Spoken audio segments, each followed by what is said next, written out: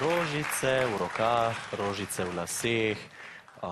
Tudi Darja ima eno zelo lepo rožico. Ne vem točno, ali je to fikus ali je to... Mojster Janez, vi veste, katero rožo ima Darja v laseh? Ne vem, sam videl sem, da je rdeče barve. Ne spoznam se toliko na rožice. Dočim na narcise pa? Na narcise pa? Ja. Vedno me je zanimalo, zakaj je na Golici toliko narcis. Ja. Mojster, vas lahko to? Dolga zgodba, ampak bom samo ta konc povedal. Svet Peter je srečal enega dekliča, ki je tam jokal, da bi rad naredil z rož svoj venček, ga izgebila.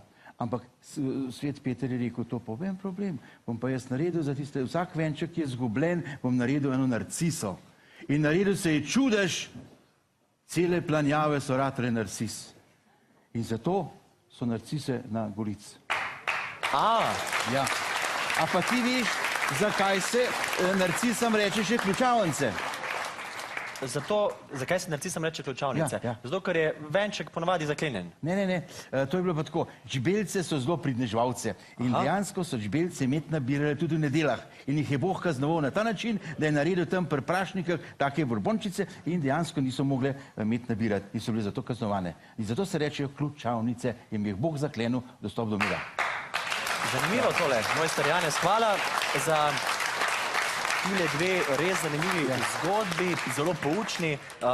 Bi še kakšen poduk iz tega izklesala za gledalke, poduk bi rekel takole.